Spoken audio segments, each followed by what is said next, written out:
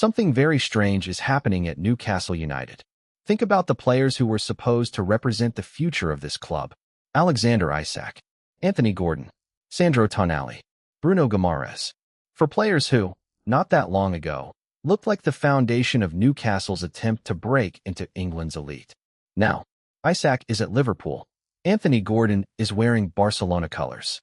Sandro Tonali has joined Tottenham. And Captain Bruno Guimarães is preparing to leave for Premier League champions Arsenal.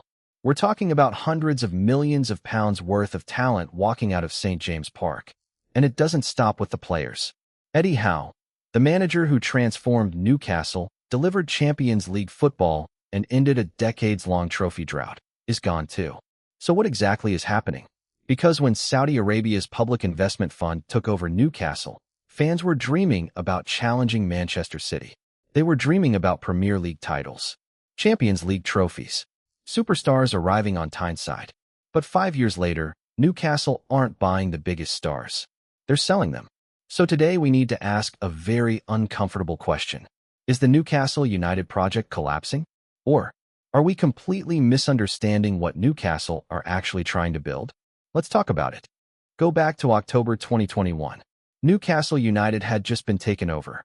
Suddenly, one of English football's most passionate clubs had owners with enormous financial power behind them. The possibilities seemed almost unlimited. But Newcastle didn't immediately start buying every superstar available. Instead, they built carefully. Bruno Guimarães arrived from Lyon. Alexander Isak came from Real Sociedad. Anthony Gordon was signed from Everton. Sandro Tonali arrived from AC Milan. And under Eddie Howe, Newcastle started changing incredibly quickly.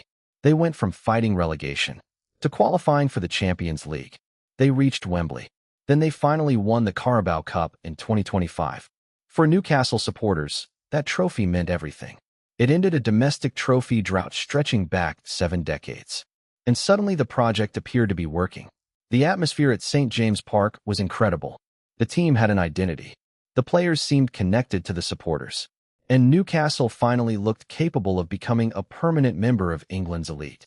But behind all that progress, there was a problem developing. Newcastle could have extremely wealthy owners, but they couldn't simply spend whatever those owners wanted. Football's financial regulations don't work that way, and that distinction is extremely important to understanding what happened next. The first huge crack appeared last summer. Alexander Isak wanted Liverpool. Newcastle didn't want to sell him. And the situation became ugly. Isak eventually stopped training normally with the Newcastle squad while pushing for his move. For supporters, this was painful. Here was arguably Newcastle's biggest superstar, a player who had become one of Europe's most dangerous strikers, trying to force his way out. Newcastle eventually accepted reality. Liverpool paid a British record £125 million. Isak got his move, and Newcastle got an enormous transfer fee. Financially, you could call that excellent business. But football clubs aren't spreadsheets. Because once your biggest players start believing they can achieve more somewhere else, you have another problem. Perception. Is Newcastle a destination? Or is Newcastle becoming a stepping stone? That question became even louder this summer. Because Isak wasn't an isolated case. First came Anthony Gordon. Barcelona wanted him. Bayern Munich were also interested. Newcastle could have fought desperately to keep him. Instead, they listened. Barcelona eventually completed a deal worth approximately £69 million, including add-ons. And Gordon's reaction told you everything about the attraction. Barcelona wasn't just another transfer for him. It was an opportunity to play for one of the biggest clubs in world football. Now, Newcastle fans could understand this one. Barcelona is Barcelona. Players dream about Camp Nou. Gordon was getting an enormous opportunity. And Newcastle were receiving a significant fee for a player they originally bought from Everton. You could rationalize it. One major player leaves. Fine. Reinvest the money. Move forward. But then came the transfer that really changed the mood. First came Anthony Gordon. Barcelona wanted him. Bayern Munich were also interested. Newcastle could have fought desperately to keep him. Instead, they listened. Barcelona eventually completed a deal worth approximately £69 million, including add-ons. And Gordon's reaction told you everything about the attraction. Barcelona wasn't just another transfer for him. It was an opportunity to play for one of the biggest clubs in world football. Now, Newcastle fans could understand this one. Barcelona is Barcelona. Players dream about Camp Nou. Gordon was getting an enormous opportunity, and Newcastle were receiving a significant fee for a player they originally bought from Everton. You could rationalize it. One major player leaves. Fine. Reinvest the money. Move forward. But then came the transfer that really changed the mood. Arsenal came calling. And this one might hurt the most, because reports say Newcastle didn't enter this summer actively planning to sell Bruno. In fact, they had already generated huge money from Gordon and Tonali. There was no desperate need to simply accept the first offer. Arsenal reportedly started lower. Newcastle wanted more. Eventually, the clubs reached an agreement at approximately £75 million. But here's the important part. Bruno wanted the move. He made his intentions known. And suddenly Newcastle were facing the exact type of situation they had experienced before. You can force a player to stay. You can reject every offer. You can tell him he has a contract. But then you risk having an unhappy captain at the center of a rebuilding dressing room. So Newcastle chose another path. Take the money. Allow the player to leave. And rebuild. But look at what Arsenal are getting. This isn't some squad player. Bruno Guimarães was Newcastle's captain. He was one of their most important midfielders.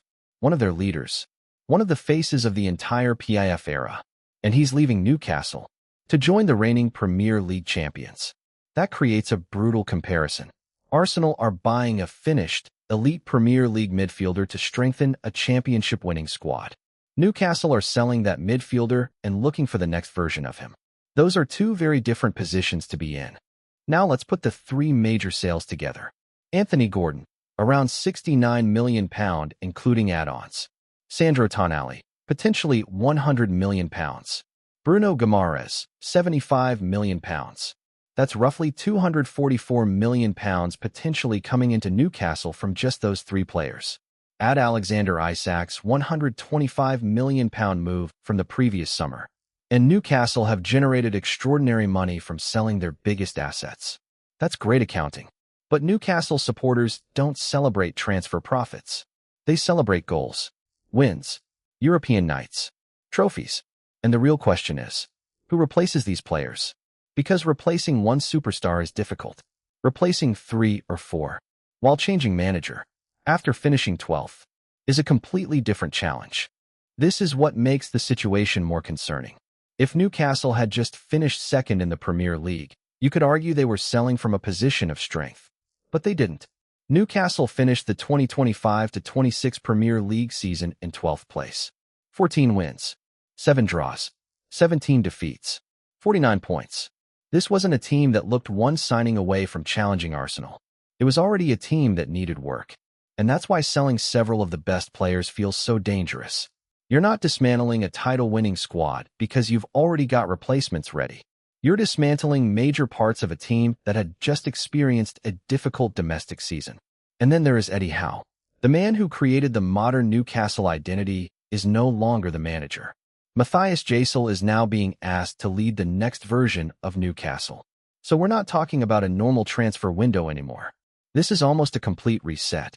New manager, new midfield, new winger, new leadership structure, new expectations, and probably several new starters. That's an enormous amount of change before a Premier League season. Now, let's be fair to Newcastle, because calling this a collapse might actually be completely wrong. Maybe this is exactly what they needed. Newcastle's previous cycle had reached a ceiling. The club had enjoyed incredible progress under Howe, but the 2025-26 season exposed problems. They finished 12th. Some expensive attacking signings didn't have the impact expected. The squad needed refreshing. And financial regulations meant Newcastle couldn't simply add another £300 million of players on top of everything already there. UEFA also found Newcastle in breach of its financial sustainability requirements. Modern football is complicated. Having wealthy owners doesn't automatically mean unlimited transfer spending. Revenue matters. Wages matter. Transfer amortization matters. Squad costs matter. Newcastle's commercial income still doesn't match clubs like Manchester United, Liverpool, Manchester City, Arsenal, or Tottenham. That means the club has to create financial room somehow. And one of the fastest ways to do that? Sell players for enormous profits. Suddenly the Gordon, Tonali, and Bruno deals make more strategic sense. They're not necessarily selling because the owners have lost ambition. They may be selling because the club wants to create a more sustainable squad capable of growing together. It's painful, but it could be deliberate. Look at the type of players Newcastle are bringing in. Bazumana Touré, 20 years old, a highly rated winger from Hoffenheim, around £43 million. Then Sean Steur, 18 years old, developed by Ajax, around £23 million. They've also brought in young goalkeeper Yuan Zhaoan. Notice the pattern? Young, high ceiling, developable, potential resale value. This doesn't look like a club trying to sign 30-year-old superstars on enormous wages. It looks like a club attempting to create assets. Maybe Newcastle have realized that copying Manchester City is impossible, at least for now. Manchester City spent years building enormous commercial revenue. Liverpool became brilliant at player trading. Brighton built one of Europe's most respected recruitment systems. Chelsea have aggressively targeted young talent. Perhaps Newcastle's strategy is evolving. Buy players before they become £100 million stars. Develop them. Compete. And if someone eventually wants to leave, sell for a major profit. Then repeat. That model can work. But there's one huge problem. Newcastle supporters weren't promised Brighton. They were dreaming about Real Madrid. And this might be the biggest issue facing the entire project. Money can help you sign good players. But status keeps great players. Why did Isak want Liverpool? Why did Gordon want Barcelona? Why did Tonali accept Tottenham? Why does Bruno want Arsenal? Different players, different circumstances, different motivations. But there is a pattern. These players appear to believe another club can offer something Newcastle currently cannot. Maybe it's Champions League football. Maybe it's a genuine Premier League title challenge. Maybe it's wages. Maybe it's lifestyle. Maybe it's working with a particular coach. Maybe it's historical prestige. But whatever the individual reasons, Newcastle must change that perception. Because if every player who becomes world-class eventually wants Barcelona, Arsenal, Liverpool, Real Madrid, or another established giant, Newcastle will constantly be rebuilding.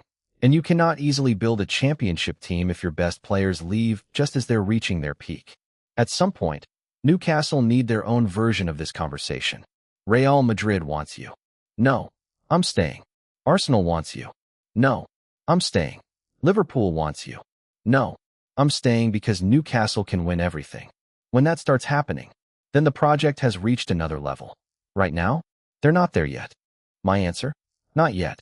But Newcastle are at the most dangerous point of the PIF era. This is no longer the exciting beginning. The honeymoon period is over. The easy improvements have already happened. They've escaped relegation. They've qualified for the Champions League. They've won a trophy. Now comes the difficult part. Going from a good club with wealthy owners to an elite football institution. And that requires much more than money. It requires elite recruitment, elite commercial growth, a clear football identity, a manager who can develop young players, a stadium and revenue strategy capable of competing with England's richest clubs, and most importantly, results. Because Newcastle can explain this summer as a reset. They can talk about sustainability. They can talk about young players. They can talk about long-term planning. But football supporters ultimately judge projects using the league table. If Touré explodes, if Steur becomes an elite midfielder, if Jalil builds an exciting young team, and if Newcastle are back competing for Champions League football within a year or two, then this summer could eventually look brilliant. People will say, they sold at the perfect time. They made huge profits. They rebuilt before the squad became stale. But if Newcastle struggle, if the replacements aren't ready, if they finish in the bottom half again, and if more stars start looking for the exit, then this summer will be remembered very differently. It will look like the moment Newcastle stopped building and started shrinking. And that's why the Bruno Guimarães transfer matters far beyond Arsenal signing another midfielder. It represents the biggest question Newcastle United have faced since the takeover. What exactly is this club trying to become? Anthony Gordon chose Barcelona. Sandro Tonali chose Tottenham. Bruno Guimarães chose Arsenal. Alexander Isak already chose Liverpool. Eddie Howe is gone. A new manager is arriving with a new generation of players. Newcastle haven't collapsed. But Newcastle 2.0 is beginning. And this version of the project has much more pressure on it than the first. Because Newcastle supporters have already tasted Champions League football. They've already celebrated at Wembley. They've already seen what this club can become. Going backwards now will be much harder to accept. So I want Newcastle fans especially to answer this. Forget emotion for a second. If your club receives nearly £250 million for Gordon, Tonali, and Bruno, would you accept losing all three? If that money creates a younger and stronger Newcastle team? Or do these departures prove that the biggest stars still don't believe Newcastle can compete with Europe's elite? Is this a smart rebuild? Or is the Newcastle project beginning to fall apart? Let me know in the comments. And if you want more stories from behind the biggest controversies in world football, subscribe to Scorer 254. I'll see you in the next one.